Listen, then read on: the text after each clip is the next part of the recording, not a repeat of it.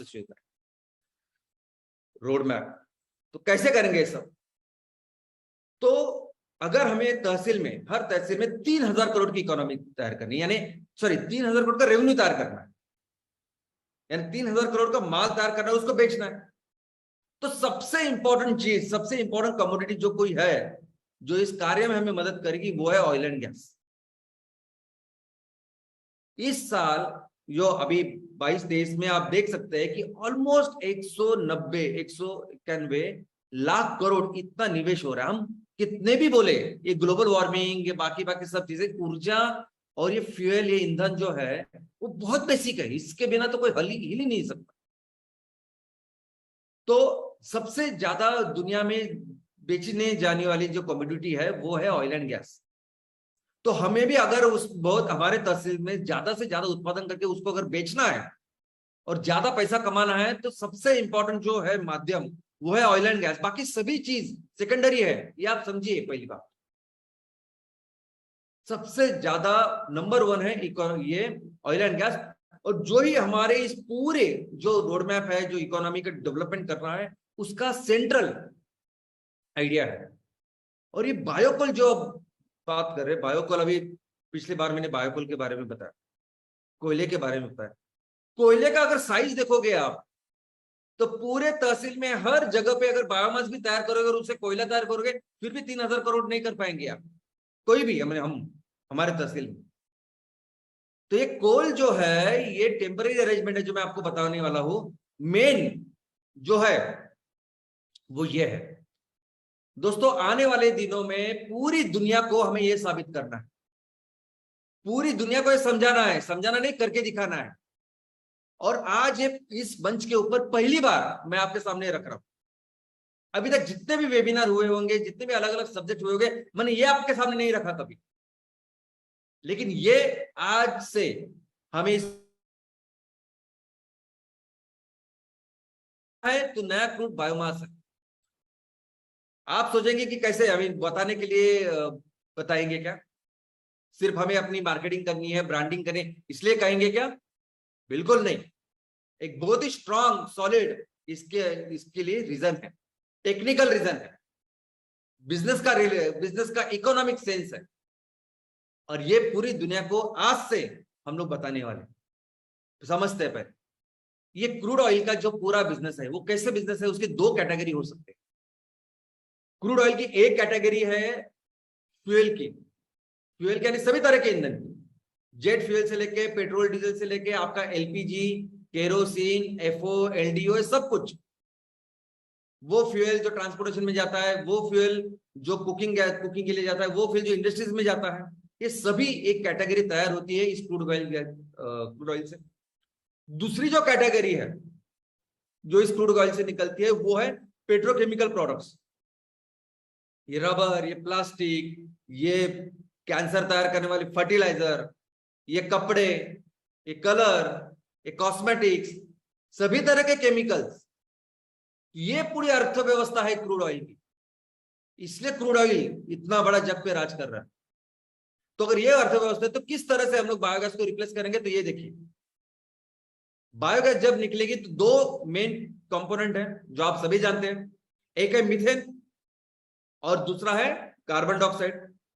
Almost proportion क्या होता है कि हर 1 किलो बायोगैस में वो तो 60% ऑलमोस्ट मीथेन होता है, 55 से 60, और ऑलमोस्ट 35 से 40% होता है कार्बन डाइऑक्साइड। दोस्तों अभी ये जो मीथेन है, ये वही काम करेगा जो क्रूड ऑयल का फ्यूल का कंपोनेंट करता है। हमने देखा कि क्रूड ऑयल के लिए बहुत बड़ी बड़ी रिफाइनरीज लगती है और अलग अलग प्रोडक्ट्स हम लोग तैयार करते हैं, सभी तरह के प्रोडक्ट्स तैयार करते हैं। सेम काम करेगा मीथेन। आपके ट्रांसपोर्टेशन की अगर बात करें तो हर गाड़ी, 2 व्हीलर से लेकर बस तक और 3 व्हीलर, रिक्शा से लेकर ट्रक तक, ये सभी गाड़ियां जो आज की तारीख में जो पेट्रोल पे चल रही है, डीजल पे चल रही है और ऑब्वियस जो सीएनजी पे चल रही है, इन सभी को रिप्लेस करेगा सीएनजी। गाड़ी बदलने की जरूरत नहीं आपको, सिर्फ इंजन में बदलाव करने की जरूरत है थोड़ी सी। इसके अलावा अगर कुकिंग गैस की बात करें तो कुकिंग गैस घर का हो, किसी बड़े होटल का हो या किसी बड़े चीज का हो, किसी बड़े मंदिर में अगर हर दिन वो शाला होती है जहां अनाज देते हैं, भोजन वगैरह, कहीं भी हो, वह हर जगह पे हम इस कुकिंग गैस को इस एलपीजी को रिप्लेस कर सकते हैं हमारे मीथेन के साथ। इंडस्ट्री जहाज एफओ एलडीओ इस्तेमाल करते हैं, वहां हम लोग अपना इस मीथेन दे सकते हैं कैस्केड में, और वही कैस्केड वो 25-30 सिलेंडर का जो कैस्केड है वही रिप्लेस करेगा। वो पूरा भर खत्म होने के बाद फिर से लाएंगे। तो हर जगह पे जो जो आज का फ्यूल का इस्तेमाल है उसको 100% रिप्लेस करेगा मीथेन। और सबसे अच्छी बात है कि ड्रॉप इन फ्यूल्स है, यानी इलेक्ट्रिक व्हीकल जैसे ईवी जैसे आपको पूरा सिस्टम बदलने की जरूरत नहीं है।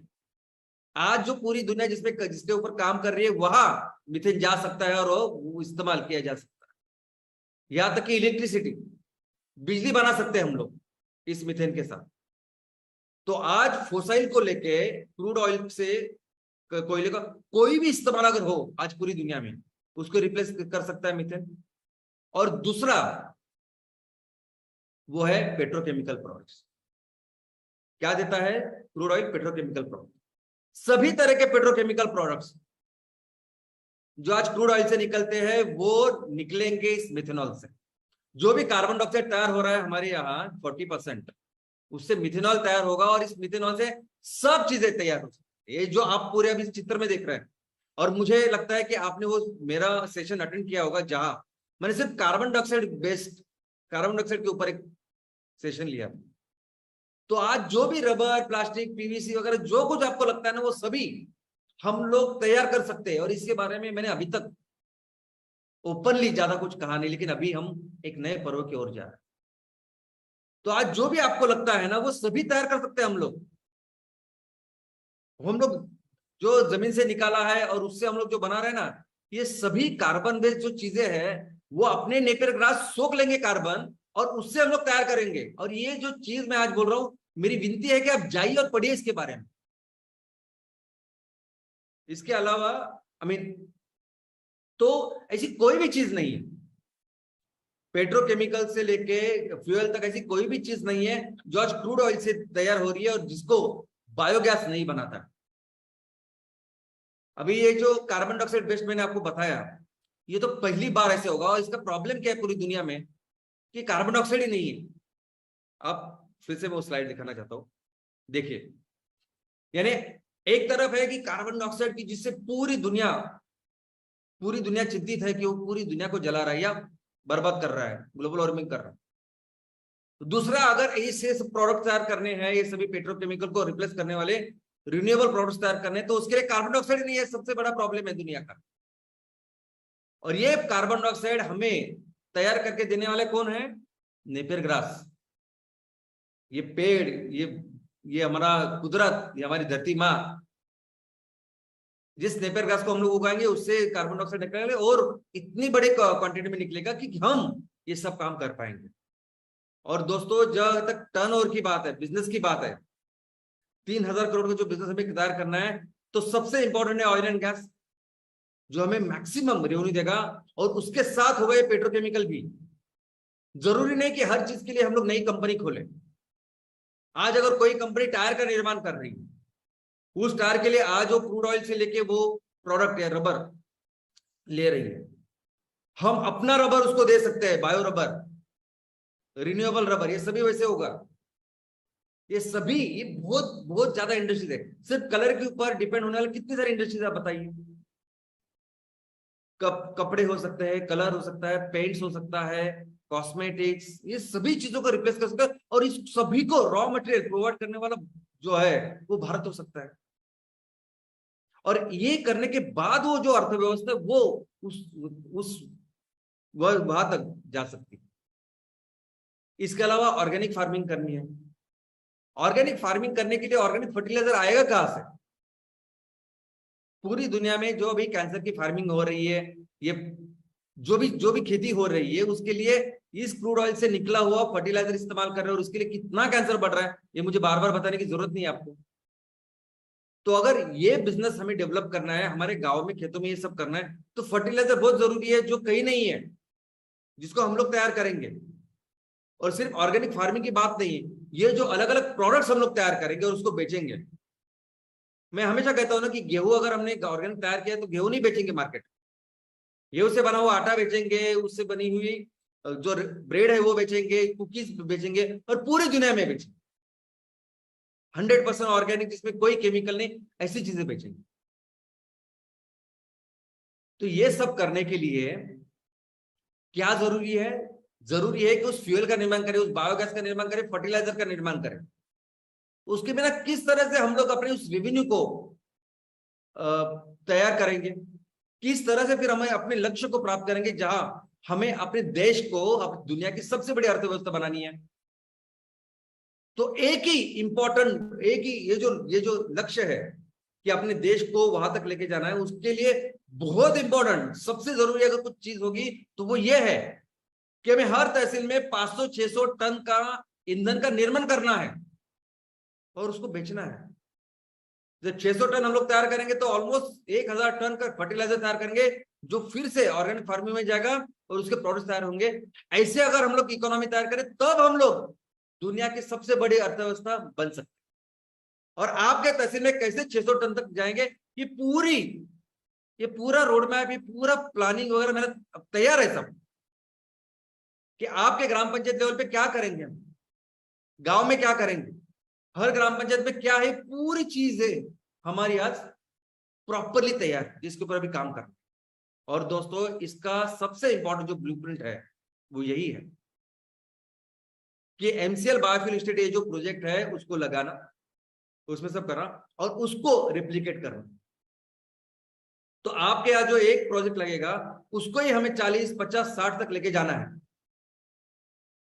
और यही सबसे इंपॉर्टेंट रोड मैप है, यही ब्लूप्रिंट है। आपका जो एमसीएल बायोफ्यूल स्टेट प्रोजेक्ट है, ये सबसे इंपॉर्टेंट चीज है इस पूरे अर्थव्यवस्था। अगर आप देखोगे तो इसके बलबूते पे ये सब टर्नओवर, इसलिए ये सभी एमसीएल बायोफ्यूल स्टेट के जो काम है वो कभी भी आप ऐसा मत सोचिए कि क्या होगा ये बेसिक मेन चीज है जिसके ऊपर ये सब होने वाला है। तो ये सभी काम आपके तहसील में अभी चल रहे हैं, वैसे ही आगे बढ़ेंगे और ज्यादा तहसील में इसकी शुरुआत हो। बायोकोल हमारा बिजनेस नहीं है, एक समझिए आप,